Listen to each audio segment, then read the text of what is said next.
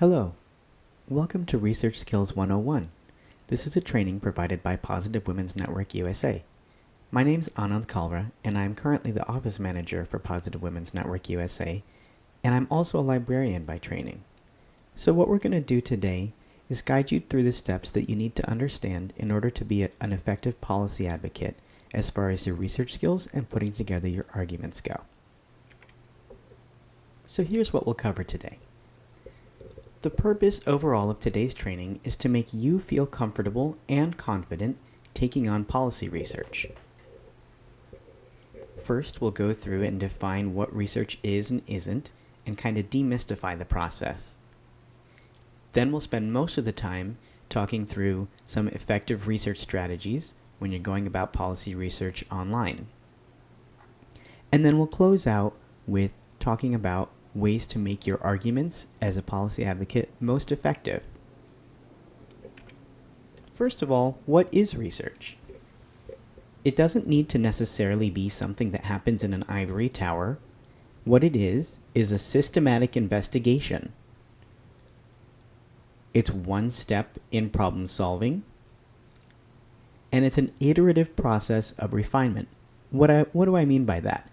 An iterative process is something that happens over and over again, and refinement meaning that it gets closer and closer and more precise to the target that we're aiming for every time we go through it.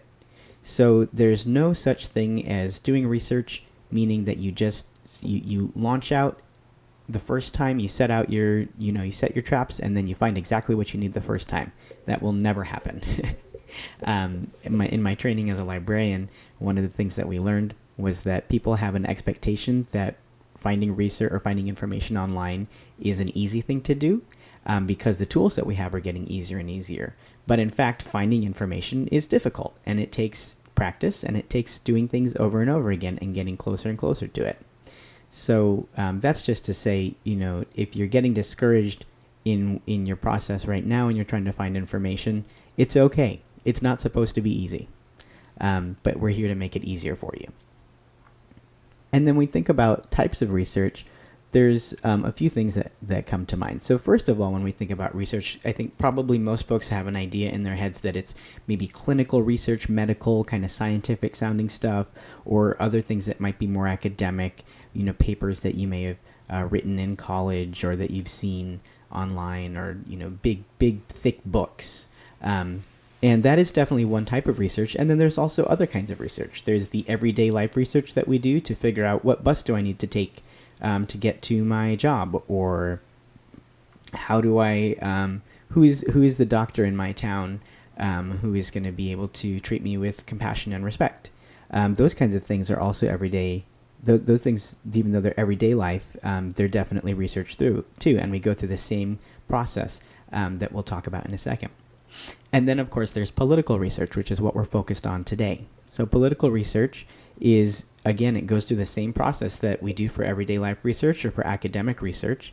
It's just targeted for different purpose, and that means that we will look in different places and use slightly different strategies.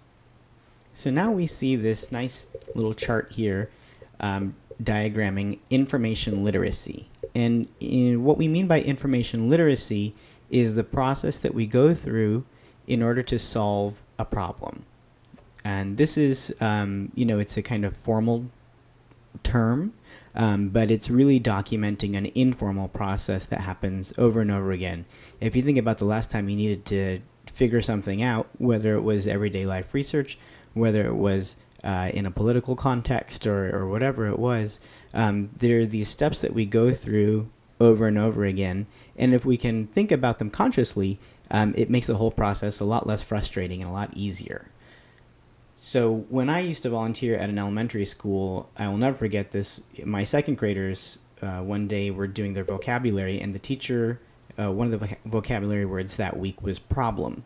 And the teacher defined a problem as a situation with a question that needs to be answered. And I loved that definition, and I think it helps us so much to take that stigma out of the word problem and out of problem solving and make it less intimidating. So when we're talking about information literacy, what we're talking about is this process that we go through in order to solve problems. So the first step is to formulate your question. This is something that a lot of people get stuck at because we're trying to think of solutions before we have really formulated and articulated to ourselves what it is that we're trying to find out.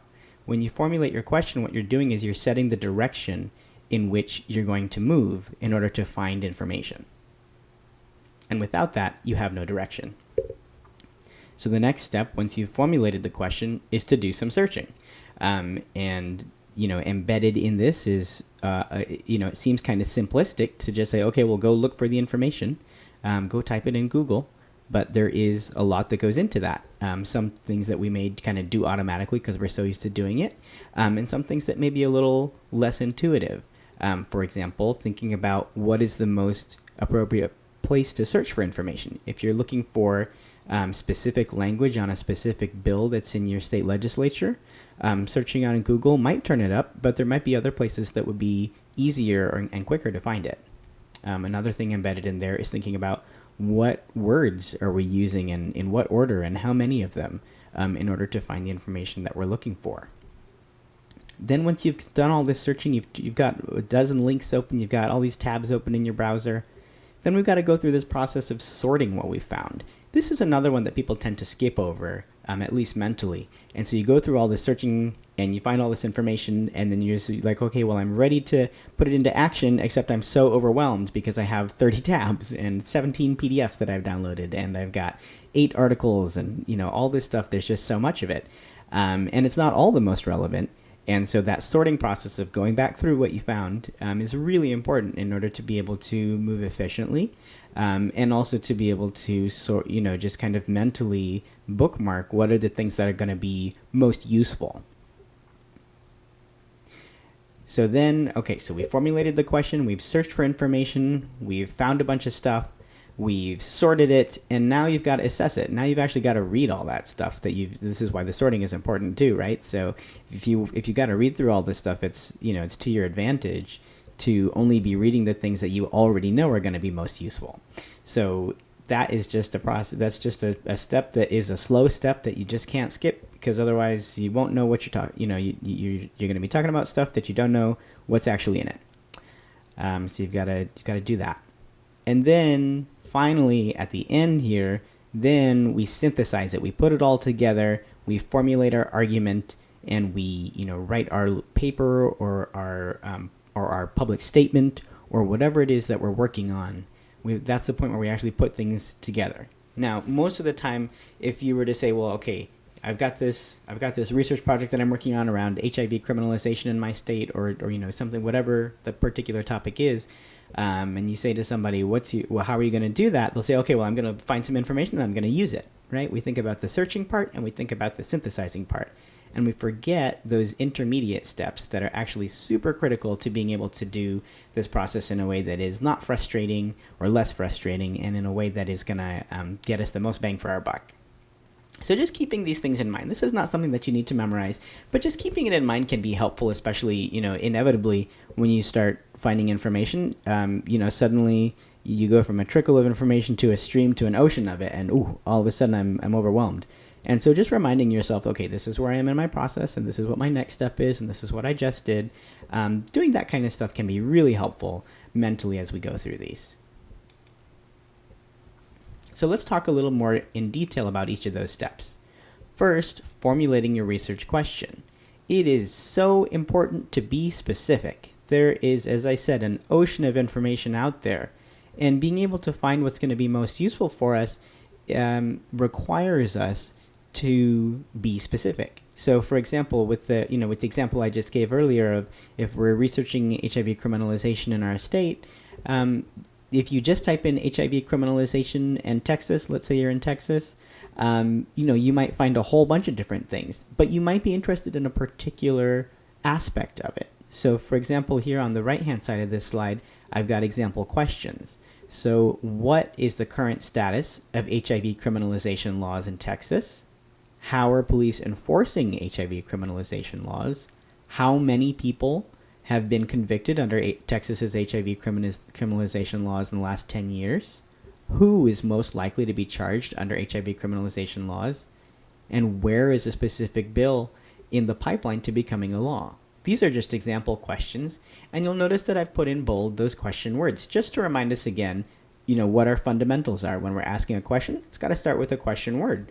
If we're starting with a conclusion, we're going to end up biasing our search towards things that we already believe are true. So it's really important to have a really genuine question so that we can be aware of our own biases and be finding the best information. Another thing to point out here is that, like I was saying, you might be interested in a particular aspect of the topic. And focusing your question and being specific about it is going to help you get to that information a lot faster. So, it's important to recognize, particularly when we're doing this policy advocacy, what step in the whole circuit of how this information works and how these laws work are we interested? Are you interested in the enforcement side and police using discriminatory tactics to target particular people, or are you more interested for what your specific purpose is on kind of getting a general lay of the land in terms of what laws are on the books in what places, or are you trying to make the case about how deep or how broad the issue is? And so is it about measuring how many people have been convicted?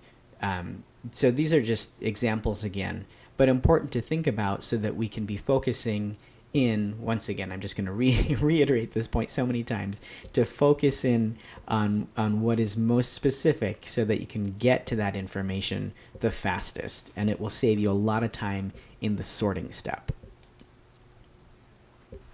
Okay, second, so now we've got our research question in our minds, and you can, writing it down, saying it out loud is a helpful way so that, again, when you get into the midst of all that searching process, you can come back and remind yourself what it is that you're searching for.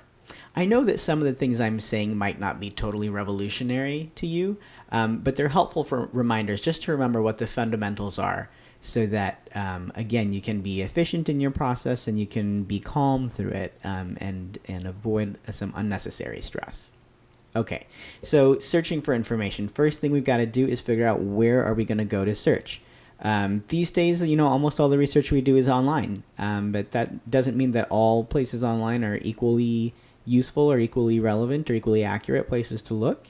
And, there is always things that can be helpful in print publications, whether they're reference books or whether it's the, if there's a newspaper that, sometimes it's just easier to page through the newspaper than to search online, depending on what you're doing and depending on what your particular confidence and strength levels are. There's no best way to do this. It's really about tailoring to that combination of what is going to serve you and what's going to serve your advocacy. So choosing an appropriate place.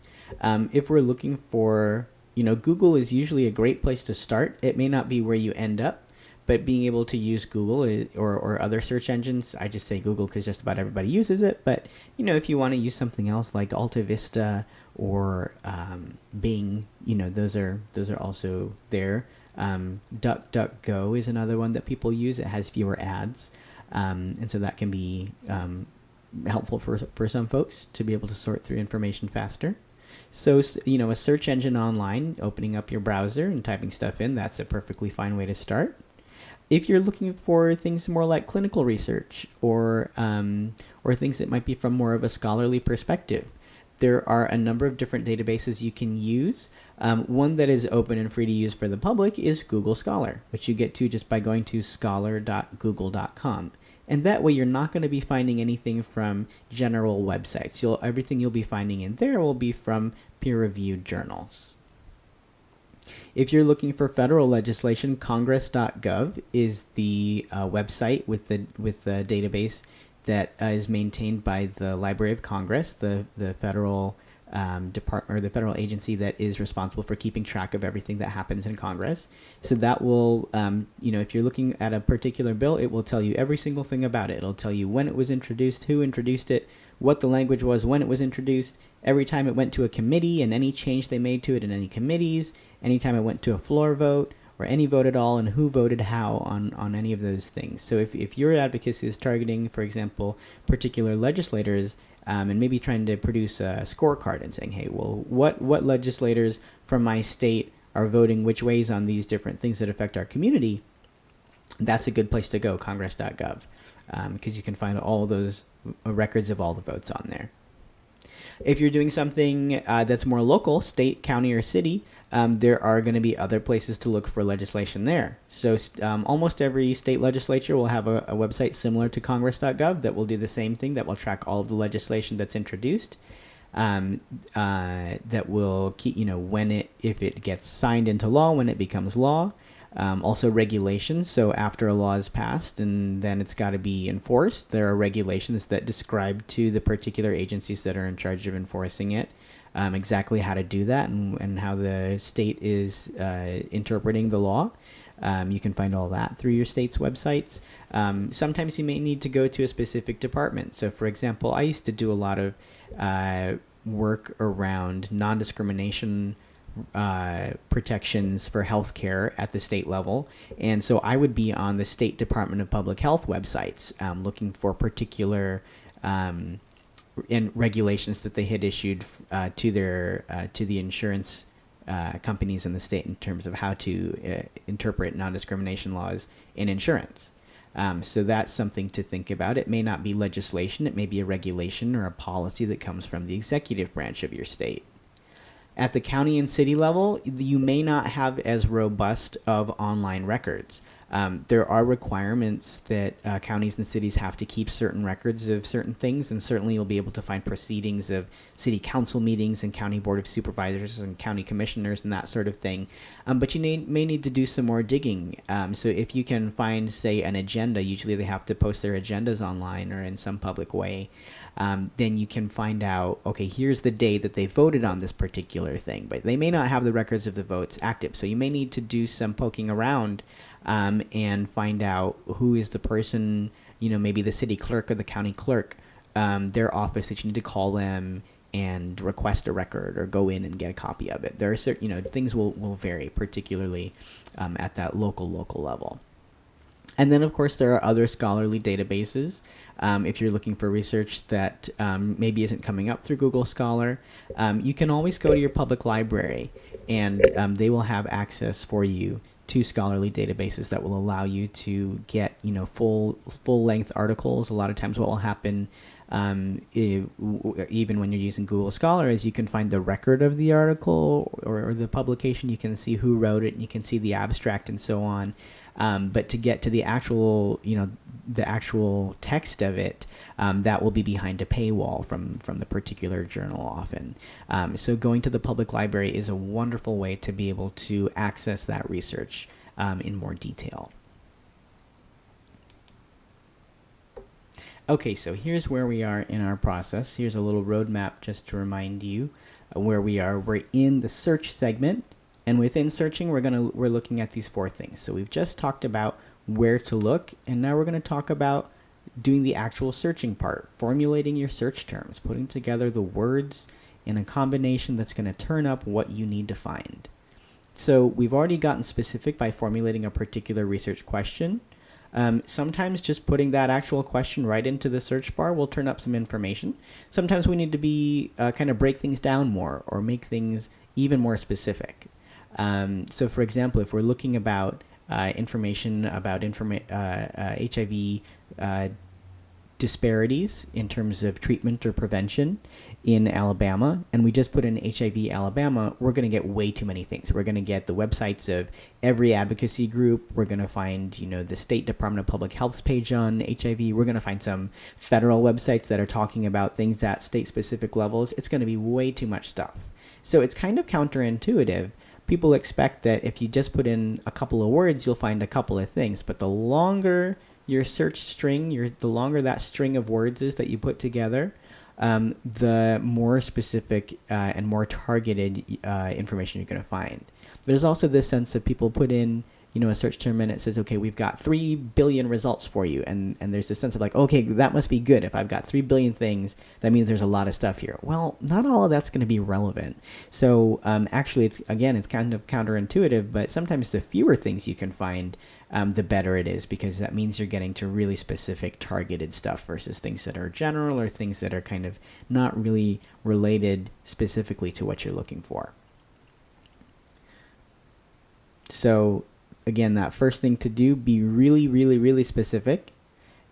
And then the next thing we can do, and this is where we start to get into our research maybe 201 or advanced research kind of topics, there are specific ways you can use these words, and, or, and not, in order to combine your terms in a way that the software, remember that search engines are software, in a way that that software is going to recognize and understand for you what you're talking about. Because it's one thing to explain it to a human person, and it's another thing to explain it to a machine, right? So we've got to speak the machine's language in order to get what we're looking for.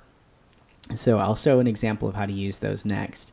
And then another thing you can do is use quotation marks. So by default, if you just put in the words HIV criminalization, just like that, without quotation marks around them, then what you'll turn up in a typical search engine is anything that has to do with either of those things.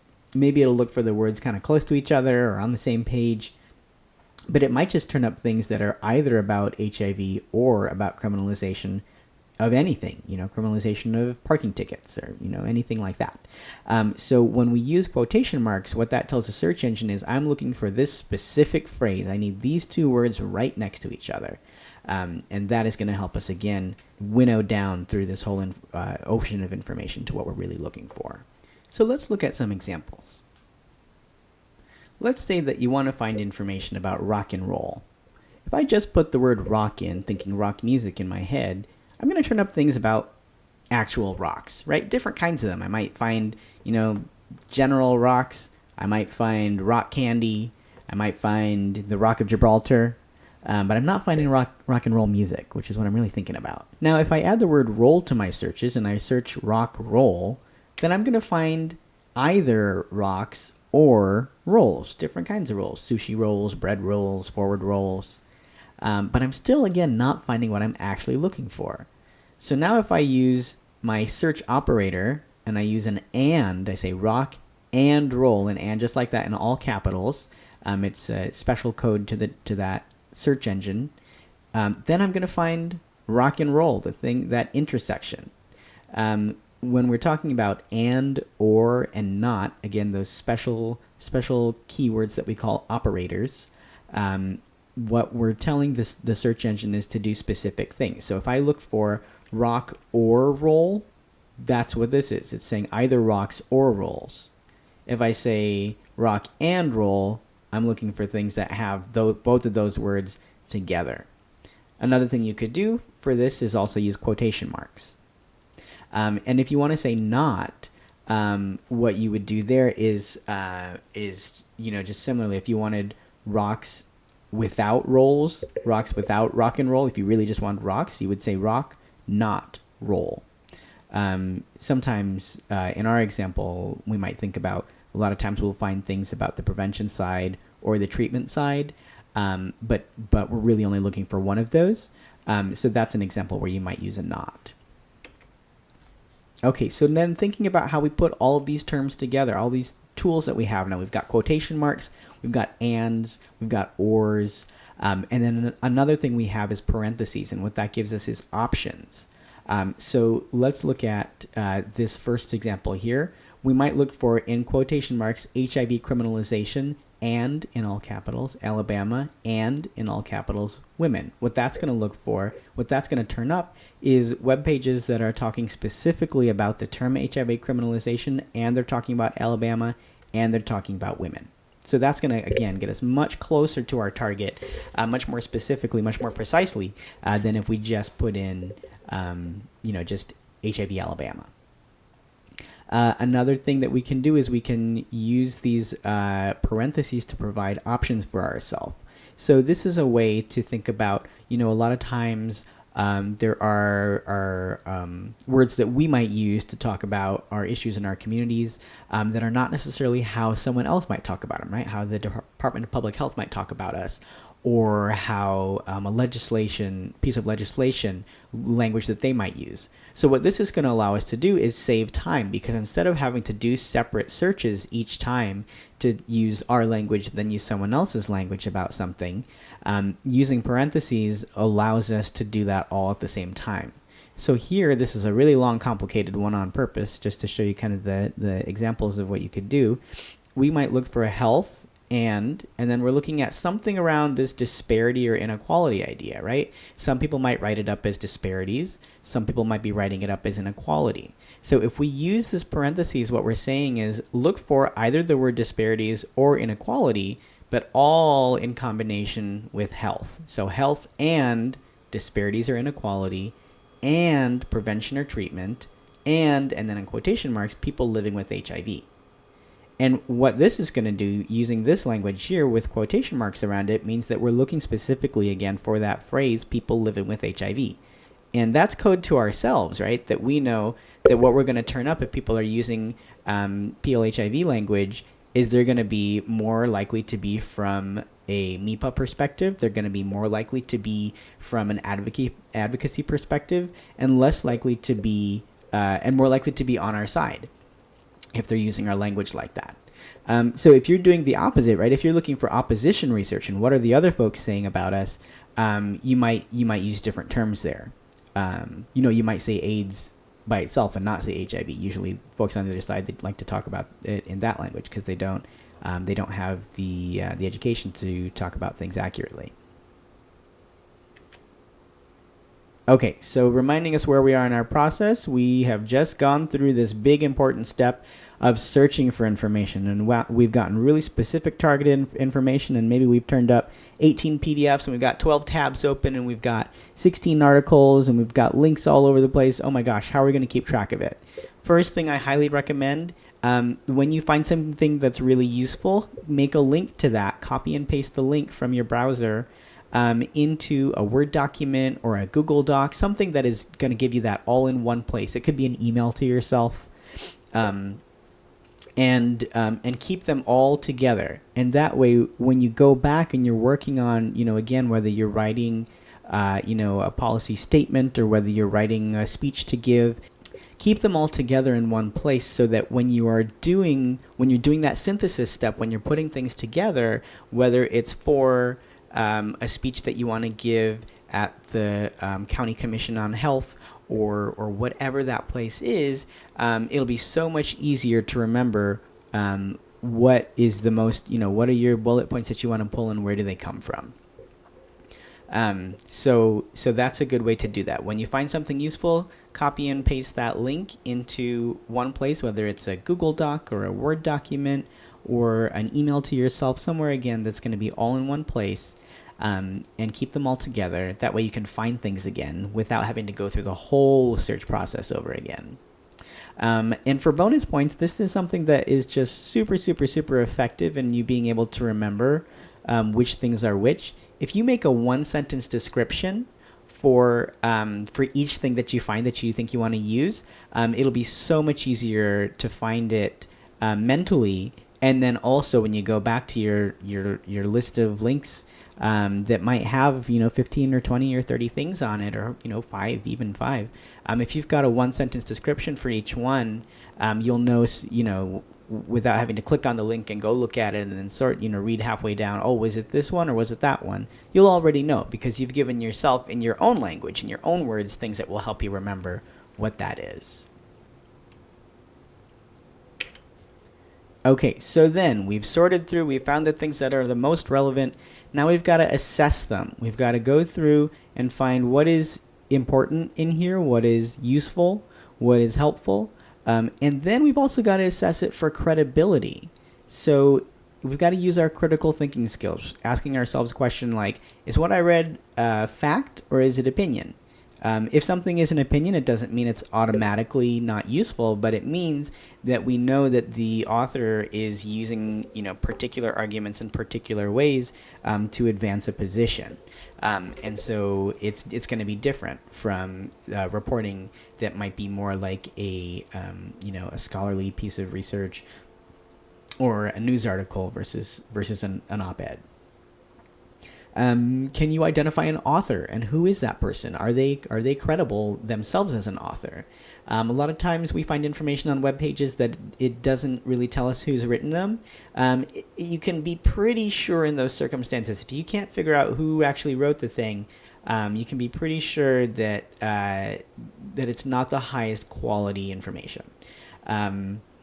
This varies, right? If when I say author, it doesn't need to be necessarily a specific person. For example, if you're looking at things on the CDC website, you're going to see a lot of stuff that doesn't necessarily have a particular person's name on it.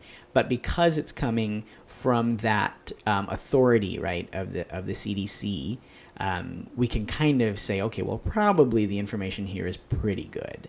And that varies, right? Thinking about is the person or organization that you're reading from, are they actually an authority on this information? So, for example, if I was looking on the State Department of Transportation website, and some little corner of that website had somebody talking about HIV on it, I don't know that I would say, well, this is probably great information, even though it's on an authoritative source. They're not authoritative on the topic.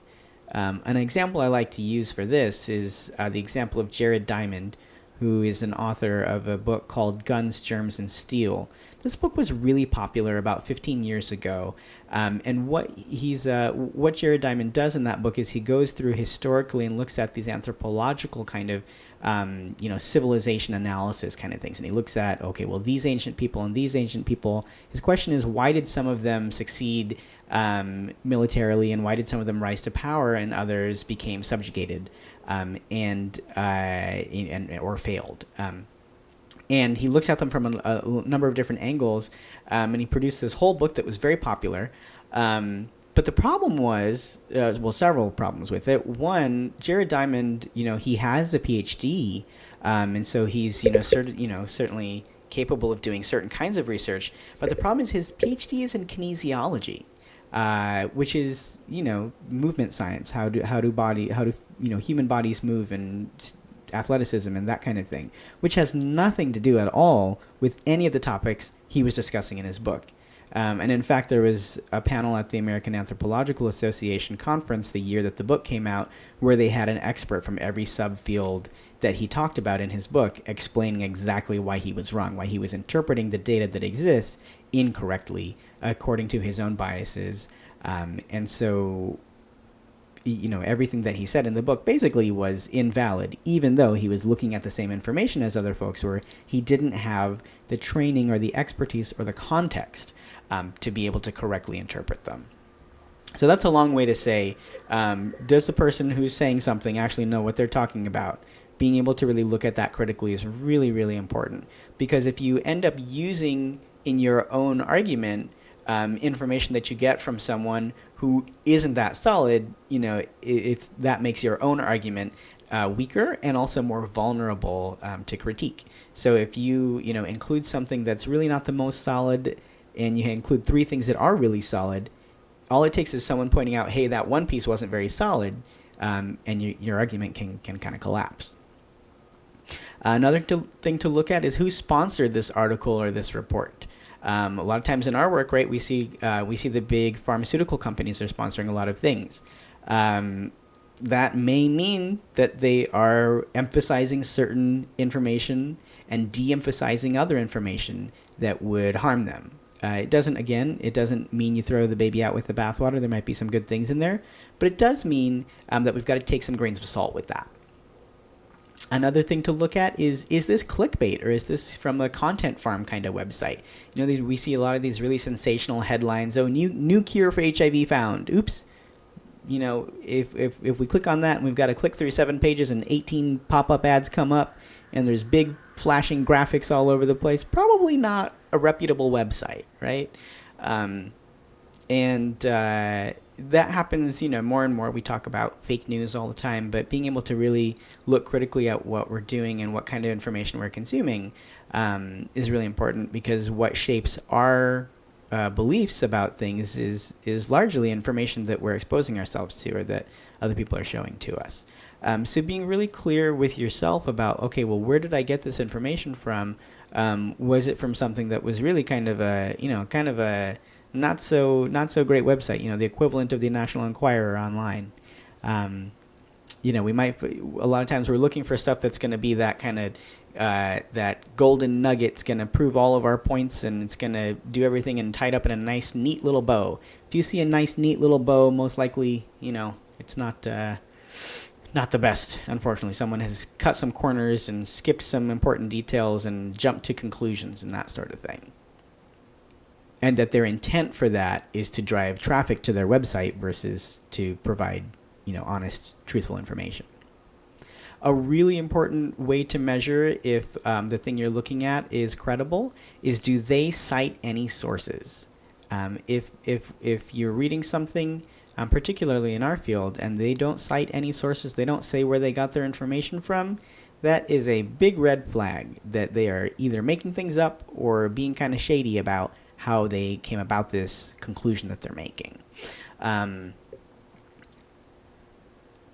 Another caution on that is, just because someone does cite some sources, they do say where they got something, that doesn't mean it's automatically going to be good information, right? So then we've got to do the homework of looking down at those footnotes and saying like, oh, well, they actually just linked to their own blog, and they linked to their friend's blog, and they're not actually going back to any root information. It doesn't go back to somewhere credible ever, and it's just in this like little circle of this blogger cites this other blogger who cites that tweet, who cites that kind of little network of not so good information, right? If they're just, their whole world is within a bad information universe, we're not going to get good information out of it.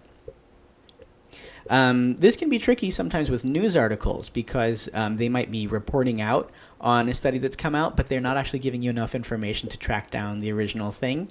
That can be tricky sometimes. So it doesn't, it doesn't necessarily mean that you throw out all the babies in the bathwater with this, but in the context, right? So if we are looking at a news article from a well-known news source like CNN, or from NPR, or the Associated Press or something like that, we might not see them cite their sources directly, but in the context of these other questions, right? Can we identify an author? Can we identify a sponsor?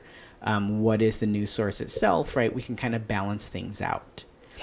Of course, there are mistakes in the media all the time. So again, the closer you can get to that taproot, the better it is.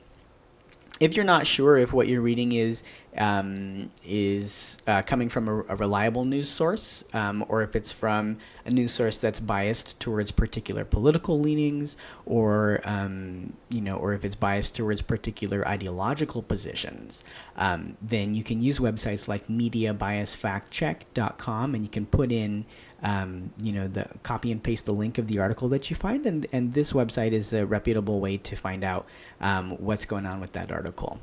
Another thing you can use, again, for things that you might see floating around social media, and you're like, oh wait, is that true?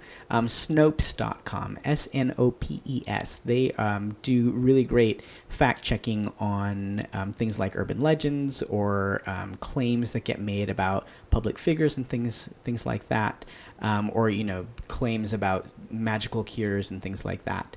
That's a great place to track down, like, wait a minute, is that actually true? And they'll do some fact checking on that.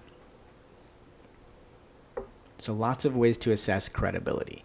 Again, not everything needs to pass every test in order to include it in your argument, but it's about you feeling confident that what you're saying is true and is based on good information. Okay, so finally, we've got to put it all together. So this is about you becoming a credible source yourself, so that if you're, putting the information that you're pulling together, if you're going to put it up on your website, your blog, you're going to put it on Facebook, you're going to publish it as a journal article. You're going to talk about it in a webinar. Anywhere that you're going back and reporting out on what you found, it's important to do everything you can to establish yourself as credible as well. So the first thing that is the simplest to do that is going to help you it's going to help you stand out as someone who's credible and authoritative is to cite your own sources. Everything that you found, all the factual things, that should have come from someplace besides your own mind. The reasoning behind them. So, for example, if we're making a case to the County Health Commission that it's important to do outreach to women around HIV prevention, then that case, right? That conclusion that you've come to, that's your own conclusion. That's totally fine. But every step along the way, it's important to support that conclusion with facts, with evidence that's going to support it, and that the information that you're using to support your argument, that should be credible. So the way that you can make yourself credible in that is to cite your sources.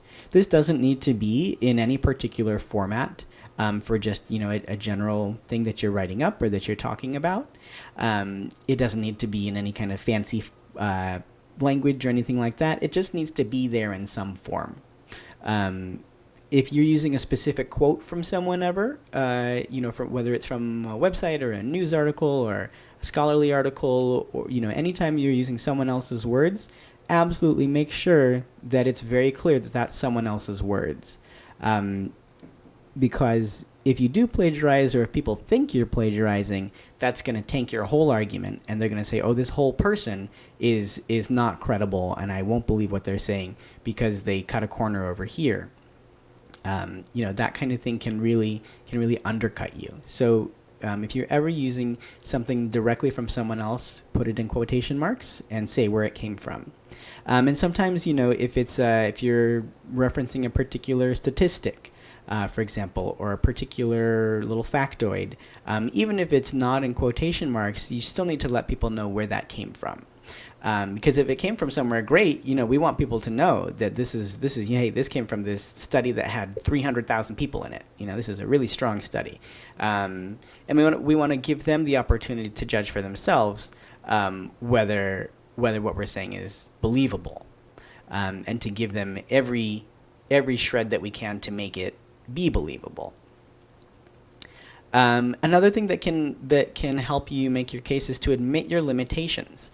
This is kind of counterintuitive because, especially when we feel kind of backed into a corner with our work where the stakes are so high, there's a tendency to want to make the broadest claims and do it the loudest. And that actually can work against you, right? Because if you are overstating your case, if you're saying things are worse than they are, or worse than you can show that they are, that opens you up to critique. That again is kind of, if you're kind of puffing yourself up into a bubble, someone can pop that bubble really quickly by finding one flaw. So you don't need to be perfect. I don't want to give that impression. You don't need to be perfect, but it's really important to, instead of, for example, if the study you're referencing actually only had 30 people in it, that's a different level of weight than something that has 30,000 people in it. And so it's important to be able to note that. So if you're saying, this is the best information that we have, this is the only research that we have on this particular topic, and there were 30 people in this study, that will actually speak louder and stronger than if you try to say definitively 36% of, whatever the particular situation is. 36% of people believe that cats are superior to dogs. Just throwing out an example there. Okay, well, who was in that study? How many people were there, right? So just being able to state what the limitations are is going to help someone else judge for themselves how strong the argument is. And finally, when we're making policy advocacy arguments, it's really important to be able to differentiate our own facts and opinions. So stepping down from that soapbox. So remembering who your audience is here, right? If we're trying to, rally the troops on our side, if we're trying to get people to turn out to an event, we're going to use different kind of language and different kind of arguments than if we're trying to convince the Public Health Commission to take a particular action. So absolutely include passion in your arguments. Absolutely include that mission-driven part of yourself, and draw conclusions that your facts support. Meaning, if you've laid out A, B, and C, but then you conclude Z, people are going to be like, well, wait, how did you get from C to Z, right? How did we get there? You want to make things as easy as possible for other people to follow your line of thinking so that they can draw the conclusions that you're drawing. Okay, so that's been a lot so far. We've covered the whole search process from formulating your research question all the way around to synthesizing. So now thinking about making your policy arguments, here's things to think about. What kinds of information to include? One thing that is absolutely critical is to target your audience. Using the same language and the same argument for a bunch of different types of folks and kind of cookie cuttering it's going to be less effective. People are pretty good at picking up on when something is kind of boilerplate, kind of cookie cutter kind of thing, versus when something has been tailored to the particular environment. State legislators versus planning councils versus clinic administrators are interested in different things, right? They have different interests and they have different biases. And so making sure that you're targeting them with the information that's going to move them to take action specifically is going to be most effective. So for example, if you're talking to state legislators, but you're talking about all this national information or international information, it's probably not the best fit. If you're talking to a planning council, but you're talking about something they did in another state and how it worked for them over there, well, that's maybe not going to be the most effective because you've got to take into consideration the specifics of your community. If you're talking to a clinic administrator about trying to change a policy, and you're talking about stuff that's happening internationally, or if you're talking about stuff that's not clinical, if you're talking about advocacy things that are more about the political side of advocacy around kind of legislation, clinic administrators aren't going to be as moved by that information. So what is the context? Who is your audience? What's going to be most effective for that? General things to always include that can be really helpful for you is to include data. What I mean by data is information that's gathered systematically from a scientific perspective. That doesn't necessarily mean it comes out of a university. Like a lot of nonprofit organizations will do good research that will provide data for you, but that data can be numerical, right? It can be statistics about certain things, this percentage of that, or how many people in what places, that kind of thing. It can also be more narrative or more what we call qualitative. It can be from interviews. So for example, if you conducted, or your chapter conducted, or an agency in your area conducted interviews with people to find out about if they're being reached by outreach activities, including that information. Say, hey, we talked to 14 people and here's what we found. Or here's what, whoever did that research, what they found. Making sure that it's relevant, recent, accurate, and specific, again, to your audience is going to be what's going to make it most effective.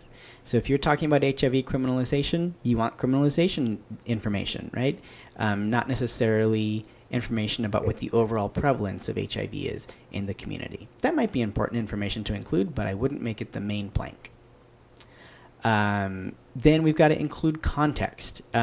Again, this is about making it as easy as possible for other people to follow you.